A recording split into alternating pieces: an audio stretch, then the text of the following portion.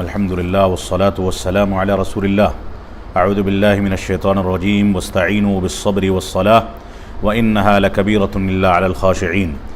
اللہ رب العالمین نے سورۃ البقرہ کی آیت نمبر 45 میں ارشاد فرمایا کہ اگر تم کو اللہ رب العالمین سے مدد طلب کرنی ہے تو صبر کر کے اور نمازوں کا قیام کر کے، نمازوں کی پابندی کر کے اللہ رب العالمین سے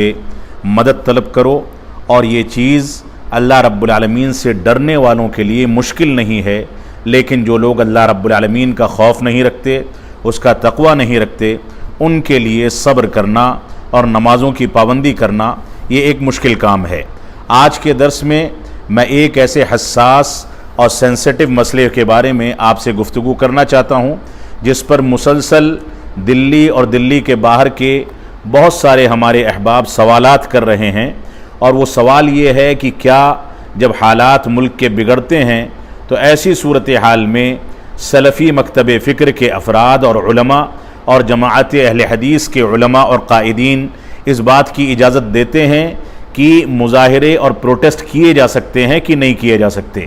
اس سلسلے میں آپ کے سامنے واضح کر دوں کہ قرآن مجید کی آیات، رسول اکرم صلی اللہ علیہ وسلم کے فرامین، سلف صالحین کے اقوال کی روشنی میں سلفی مکتب فکر میں کبھی بھی اس بات کی گنجائش نہیں رہی کہ مظاہرے کیے جائیں، اس میں وقت برباد کیا جائے، پروٹیسٹ کر کے نئی نسلوں کے لیے مشکلات کھڑی کی جائیں۔ اس وجہ سے ہمیں ایسی صورتحال میں صبر و استقامت سے کام لینا چاہیے۔ میں چند دلائل آپ کے سامنے پیش کروں گا اور موجودہ حالات میں ہم کو کیا کرنا چاہیے اس پر تھوڑی سی گفتگو کروں گا۔ اللہ رب العالمین ہم کو ان باتوں پر عمل پیرا ہونے کی توفیق عطا فرمائے۔ رسول اکرم صلی اللہ علیہ وسلم فرماتے ہیں کہ میرے بعد ایسے ائمہ اور حکام آئیں گے جو میری ہدایت اور میری سنت کے ذریعے تمہاری رہنمائی نہیں کریں گے، بلکہ ان میں ان کے معاونین میں کچھ ایسے افراد بھی ہوں گے جن کے دل شیطان کے دلوں کے طریقے سے بالکل غلیظ اور برے ہوں گے۔ لیکن ایسی صورت میں تمہاری ذمہ داری ہے کہ تم ان کی اطاعت کرو، اور وہ دین اسلام سے دور ہیں، تمہارے اوپر ظلم و جور کرتے ہیں، اس کے باوجود تم ان کی سمع و طاعت کو لازم پکڑو۔ اللہ کے نبی صلی اللہ علیہ وسلم نے آگے فرمایا اگرچہ وہ تمہاری پیٹھ پر وار کریں، تمہارے مال کو غصب کر لیں، اس کے باوجود تم سمع و طاعت سے کام لو۔ یہ صحیح مسلم کی 1847 نمبر کی حدیث ہے۔ اسی طریقے سے رسول اکرم صلی اللہ علیہ وسلم نے ارشاد فرمایا کہ اگر کوئی ولی امر کو اور حاکم کو اور اپنے قائد کو نصیحت کرنا چاہے تو اس کی ذمہ داری ہے کہ اعلانیہ طور پر نہ کرے، بلکہ اس کا ہاتھ پکڑ کر کے اس کو خلوت میں لے جائے، تنہائی میں لے جائے اور وہاں جا کر کے اس کو نصیحت کرے۔ اگر وہ نصیحت کو قبول کرتا ہے تو بہتر ہے، ورنہ نصیحت کرنے والے نے اپنا حق ادا کر دیا۔ یہ کتاب السنہ کی صحیح حدیث ہے جس کو علامہ البانی نے صحیح قرار دیا۔ شریعت کے اس منہج سے ہم کو دو چیزیں حاصل ہوتی ہیں، ایک تو یہ کہ ہم بریء الذمہ ہو جاتے ہیں دعوت و تبلیغ اور نصح و خیر خواہی کی ذمہ داری سے۔ اسی طریقے سے ہم کو جو فائدہ حاصل ہوتا ہے وہ یہ ہے کہ ہم فتنوں سے اور فتنوں کے اسباب سے اپنے آپ کو سلامتی حاصل کرنے میں کامیاب ہوتے ہیں اور فتنوں سے اپنے آپ کو بچا لیتے ہیں۔ حسن بصری رحمۃ اللہ علیہ سے کسی نے سوال کیا، ان سے کہا کہ اگر ہم باہر نکلیں اور لوگوں کے اندر تبدیلی کرنا مقصد ہو تو ایسی صورت میں آپ کا کیا خیال ہے؟ تو انہوں نے فرمایا انما یغیر بالتوبۃ ولا یغیر بالسیف، کہ ہتھیاروں کے ذریعے بھیڑ بھاڑ کر کے کسی چیز میں تبدیلی نہیں ہوتی بلکہ مزید فساد کھڑا ہوتا ہے۔ اگر تبدیلی پیدا کرنی ہے تو انسان کو توبہ و استغفار کرنا چاہیے، اللہ رب العالمین کی جانب رجوع کرنا چاہیے۔ اسی طریقے سے انس بن مالک رضی اللہ تعالیٰ عنہ سے جب سوال کیا گیا کہ ہم حجاج بن یوسف سے بہت زیادہ پریشان ہیں، تو انہوں نے وصیت فرمائی کہ صبر کرو، اور ہر آنے والا زمانہ پہلے زمانے سے برا ہوتا ہے، یہاں تک کہ تم اللہ رب العالمین سے ملاقات کے ایام میں پہنچ جاؤ۔ اس وجہ سے سمع و طاعت سے اور صبر سے کام لو اور رسول اکرم صلی اللہ علیہ وسلم کی اطاعت کرو۔ یہ صحیح بخاری کی روایت ہے۔ آپ علماء کرام میں دیکھیں، موجودہ دور کے ماضی قریب کے علماء کرام میں ابن باز رحمۃ اللہ علیہ، ابن عثیمین رحمۃ اللہ علیہ،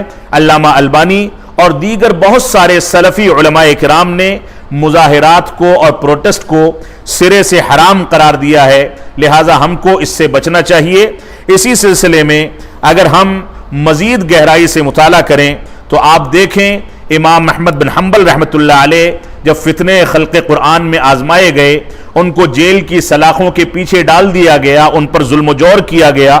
تو انہوں نے اپنے متبعین سے، اپنے شاگردوں سے صاف کہہ دیا کہ میں یہ نہیں چاہتا کہ خون بہے، لہذا تم لوگ صبر سے کام لو اور فتنوں سے بچو، کیونکہ فتنے جب بھڑکتے ہیں تو خون بہتا ہے، لوگوں کے مال لوگوں کے لیے حلال ہو جاتے ہیں، لوٹ مار مچتی ہے۔ اسی طریقے سے اللہ رب العالمین کے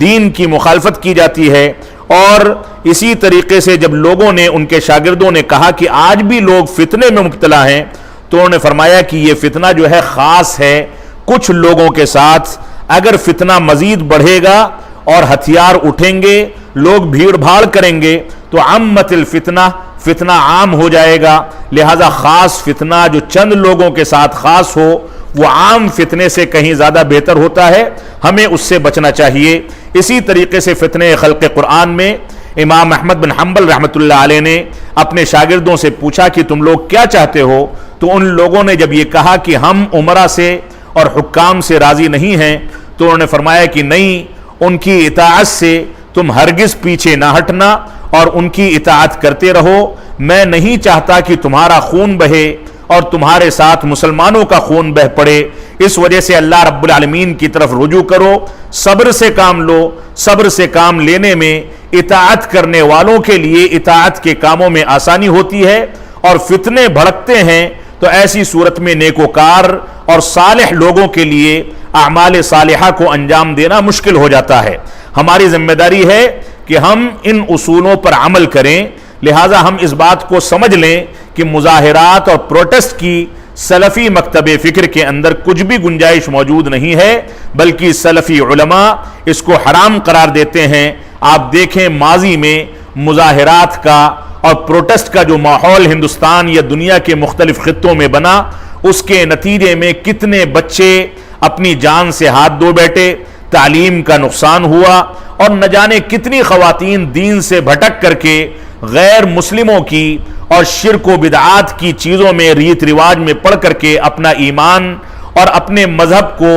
کھو بیٹھی، اور ان لوگوں نے دین کو بھی ضائع کر دیا۔ بچوں کی تعلیم متاثر ہوئی، مسلمانوں کا کاروبار متاثر ہوا، جس کے نتیجے میں نہ جانے کتنے مسلمان بے روزگار ہو گئے۔ اس کا ایک مناسب حل یہ ہے کہ ہم اپنے اہل و حل و عقد کو، اپنے علماء کو، اپنے قائدین کو جو مختلف مکاتب فکر کے ہیں، ان کو مجبور کریں کہ وہ خواب غفلت سے بیدار ہو کر کے مسلمانوں کی مشکلات کو